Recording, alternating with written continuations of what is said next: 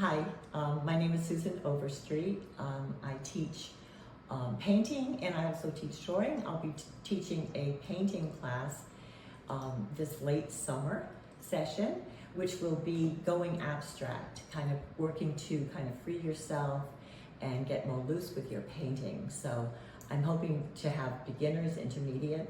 I teach all levels. I love teaching all levels. I like to find what that person, that individual person wants to learn. So a lot of times we'll go back to some drawing exercises, some color theory, to just fill in some of the gaps that they might not know and they're interested in. And usually I get people that, they're familiar with my art as more looser, more abstract, more expressionist. So I try to bring that out in whatever they're doing. But I want it to be individual. I want them to find their own path.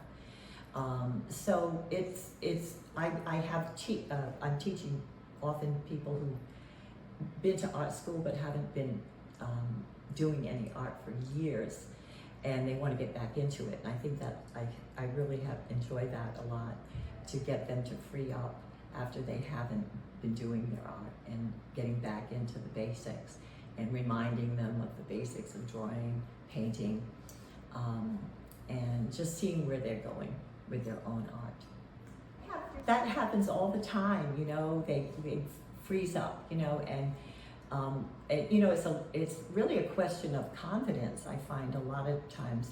And so the more you practice, the more confident you get. So I try to get them not just to paint or draw while in class, but let's get a little bit of a home practice going. Even, I always say, get a sketchbook, a small sketchbook, and wherever you are during the day, use your sketchbook just to loosen up and try your sketching. And then I say, let me see your sketchbook. And I can kind of zero in on what they need as far as basic drawing skills and composition skills.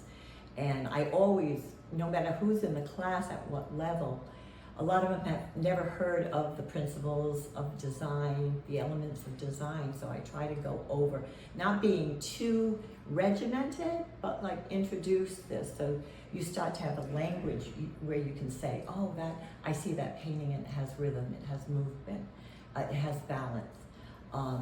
And so developing that art language is important, I think, in the classroom. And then they feel more confident. And when we look at other art, I often have the screen going a little bit of a demo and a little tutorial in a PowerPoint. And I have photos of masterworks. And I explain what they were doing and why the composition is good, or what they were doing with color, what's the historical background. Because we are building on the history of art, right? We've been freed up with abstract art since really the turn of the last century. So let's build on that. What artists do you resonate with? And I often, I'll bring in a book if someone really reminds me of a certain artist. Hey, look at what they did. And even I encourage copying masterworks. I think people learn so much from copying a masterwork. And then doing your own work as well.